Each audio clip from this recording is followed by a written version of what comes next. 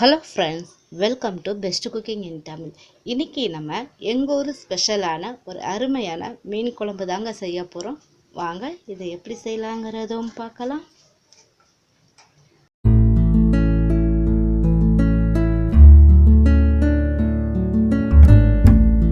இன்றைக்கி எங்கள் ஊர் ஸ்பெஷலான ஒரு மீன் குழம்பு தான் செய்ய போகிறேன். இதுக்கு நான் விலை மீன் எடுத்திருக்கேங்க. இதை நல்லா கட் பண்ணிவிட்டு க்ளீன் பண்ணி நான் எடுத்து வச்சுருக்கிறேன். அடுத்து புளி எடுத்திருக்கேன். புளி நல்லா கொஞ்சம் பெரிய சைஸில் எடுத்திருக்கேங்க. ஸோ உங்களுக்கு எந்த அளவுக்கு புளி வேணும், அதாவது உங்கள் குடும்பத்தில் எத்தனை பேர் இருக்காங்களோ அந்த அளவுக்கு நீங்கள் புளி எடுத்துக்கலாம். எடுத்துகிட்டு இதை என்ன பண்ணுறீங்க, தண்ணியில் ஊற போட்டு நல்லா கரைச்சி நமக்கு எவ்வளோ குழம்பு வேணுமோ அந்த அளவுக்கு நீங்கள் புளியை கரைச்சி எடுத்துக்குங்க. அடுத்து நான் சின்ன வெங்காயம் ஒரு கைப்பிடி அளவு எடுத்துக்கு கட் பண்ணி வச்சுருக்கேன். அதோட ஒரு பெரிய வெங்காயம் கட் பண்ணி வச்சுருக்கேங்க. தக்காளி 2 எடுத்து கட் பண்ணி வச்சுக்கோங்க. மிளகாய் ஒரு 4 மிளகாய் நான் எடுத்துருக்கிறேன். அதே மாதிரி மாங்காய் எடுத்துருக்கேங்க. மாங்காய் ஒரு மீடியம் சைஸில் எடுத்து நான் அதை கட் பண்ணி வச்சுருக்கேன். ஸோ மீன் குழம்புனாலே மாங்காய் தான் ரொம்பவே நல்லாயிருக்கும். ஸோ மாங்காய் போட்டிங்கன்னா உங்கள் மீன் குழம்பு ரொம்ப அருமையாகவே இருக்குங்க. இப்போ நான் புளியை கரைச்சி நான் ஒரு அகலமான பாத்திரத்தில் எடுத்து வச்சுருக்கிறேங்க.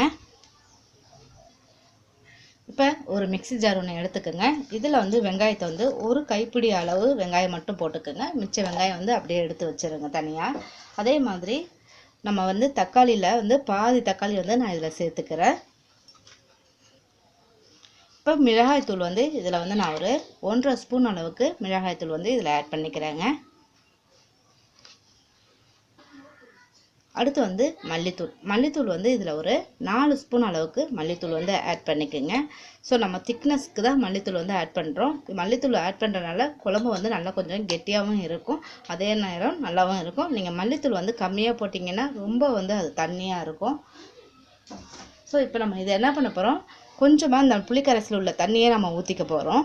ஸோ ஏன்னா நம்ம எக்ஸ்ட்ரா தண்ணி ஊற்றி நம்ம திருப்பி ஊற்றினோம்னா புளி கரைசலோடைய புளிப்பு தன்மை போயிட்டு புளிப்பு தன்மை கொஞ்சம் கம்மியாக போயிடும். ஏன்னா மீன் குழம்புனாலே உங்களுக்கு புளிப்பு தன்மை அந்த காரம் எல்லாம் நல்லா இருந்தால் தான் நல்லாயிருக்கும்.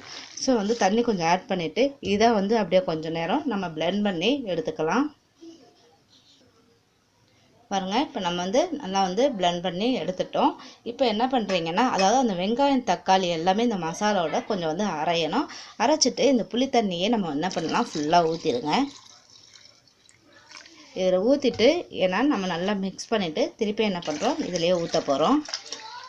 ஸோ நம்ம நல்லா கொஞ்சம் இப்படியே நல்லா அலசிட்டு அந்த புளி தண்ணியோடு சேர்த்து நீங்கள் என்ன பண்ணுறீங்க, நல்லா அலசி இதிலே ஊற்றிடுங்க. பாருங்கள், புளி கரைசலை நம்ம மசாலா எல்லாமே ஆட் பண்ணிட்டோம். ஆட் பண்ணிவிட்டு நீங்கள் பாருங்கள், உங்களுக்கு அந்த புளிப்பு அந்த இதெல்லாம் நல்லா திக்னஸ் உங்களுக்கு போதுமானு பார்த்துக்குங்க, டேஸ்ட் பண்ணி பார்த்துக்குங்க. இப்போ நம்ம குழம்புக்கு தேவையான அளவுக்கு உப்பை நான் இதிலே சேர்த்துட்றேன். ஸோ சேர்த்துட்டு இதில் கொஞ்சம் போல் என்ன பண்ணுறீங்க, மல்லியில தூவிக்கிங்க. ஸோ தூவிட்டு இதையும் லைட்டாக இப்படி மிக்ஸ் பண்ணிடுங்க.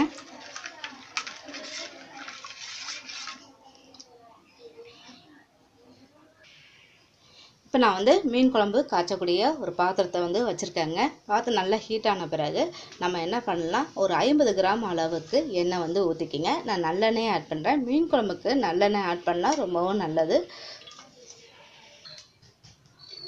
ஸோ எண்ணெய் நல்லா காஞ்ச பிறகு ஒரு 3/4 ஸ்பூன் அளவுக்கு வெந்தயம் ஆட் பண்ணிக்கோங்க. வெந்தயம் நல்லா பொரிஞ்ச பிறகு நம்ம வெங்காயத்தை ஆட் பண்ணிக்கலாம். பாதி வெங்காயம் நம்ம மசாலா ஆட் பண்ணிட்டோம். ஸோ மிச்ச வெங்காயத்தை இதில் ஆட் பண்ணிக்கோங்க. இதோட பச்சை மிளகாயும் ஆட் பண்ணிக்கோங்க. ஸோ ஆட் பண்ணிவிட்டு என்ன பண்ணுறீங்கன்னா, ஒரு கிளறிட்டு நம்ம இதை மூடி வச்சிடலாம். இது வெங்காயம் நல்லா பொன்னிறமாக வரணும். ஸோ அப்போ தான் உங்களுக்கு குழம்பு டேஸ்ட்டாக இருக்கும். ஸோ நம்ம ஓப்பன் பண்ணிடலாம். நமக்கு வெங்காயம் நல்லா வதங்கிருச்சு பாருங்கள். ஸோ இப்போ நம்ம தக்காளியை இதில் ஆட் பண்ணிக்கலாம். தக்காளியும் போட்டு தக்காளி நமக்கு கொஞ்சம் நல்லா வதங்கணும். இப்போ நான் இது நான் மூங்கில் மூடி போட்டு மூடியிருக்கேங்க. மூங்கில் மூடி இல்லைன்னா நீங்கள் என்ன பண்ணுறீங்க, ஹோல் இருக்கணும், அந்த ஓட்டை இருக்க மூடியை தான் மூடினா தான் உங்களுக்கு அதில் இருக்கக்கூடிய கொஞ்சம் ஸ்டீம் வந்து வெளியில் போகும்.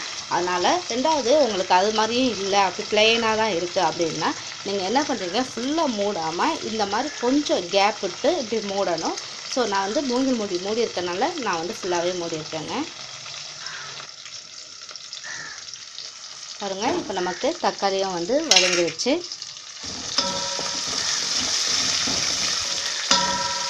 ஸோ இப்போ நம்ம என்ன பண்ண போகிறோம்னா, இதில் வந்து நம்ம மிளகாய்த்தூள் ஆட் பண்ணுறோம். நம்ம ஏற்கனவே வந்து புளிக்கரைசலில் வந்து 1.5 ஸ்பூன் அளவுக்கு மிளகாய்த்தூள் ஆட் பண்ணியிருக்கேன். ஸோ இதுலேயே நான் என்ன பண்ணுறேன், ஒரு 1.5 ஸ்பூன் அளவுக்கு மிளகாய்த்தூள் வந்து ஆட் பண்ணியிருக்கேன். ஸோ காரம் உங்களுக்கு எவ்வளோ வேணுமோ அந்தளவுக்கு நீங்கள் வந்து மிளகாய்த்தூள் வந்து ஆட் பண்ணிக்கலாம். இப்போ நம்ம வந்து புளிக்கரைசலில் மசாலா எல்லாமே ஆட் பண்ணி வச்சுருக்கிறத வந்து என்ன பண்ணுறீங்க, இதில் ஊற்றிடுங்க.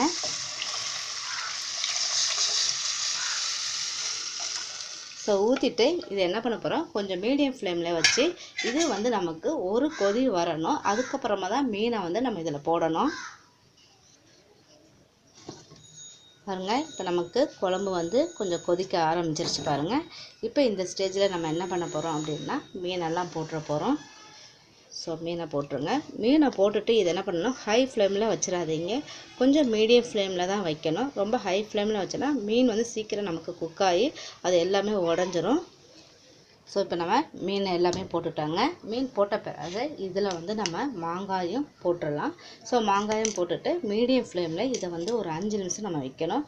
ஸோ மூடியை வந்து நம்ம என்ன பண்ணுவோம், நான் வந்து இது வந்து மூங்கில் மூடினால நான் ஃபுல்லாகவே மூடிக்கிறேன்.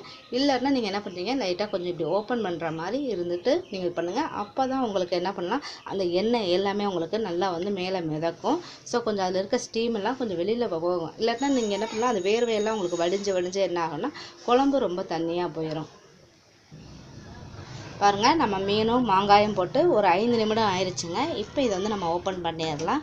பண்ணிவிட்டு நீங்கள் லைட்டாக வந்து இதை வந்து அப்படியே எடுத்து கிளறி பார்த்தீங்கன்னா தெரியும், உங்களுக்கு மாங்காவும் நல்லா குக் ஆயிடுச்சு, மீனும் நல்லா குக் ஆயிடுச்சு. ஸோ வந்து உங்களுக்கு மாங்காய் வந்து நமக்கு 3/4 பதம் வந்து வெந்துருச்சு. அந்த ஹீட்லேயே என்ன ஆகும்னா திருப்பி நல்லா வெந்துடும். ஸோ வந்து இந்த ஸ்டேஜில் வந்து நம்ம அடுப்பை ஆஃப் பண்ணிடுங்க. ஒரு அருமையான மீன் குழம்பு வந்து நமக்கு ரெடி ஆயிடுச்சுங்க. கண்டிப்பாக நீங்கள் ட்ரை பண்ணி பாருங்கள். பிடிச்சிருந்துச்சுன்னா லைக் பண்ணுங்கள், ஷேர் பண்ணுங்கள், மறக்காமல் சப்ஸ்கிரைப் பண்ணுங்கள். Thank you viewers.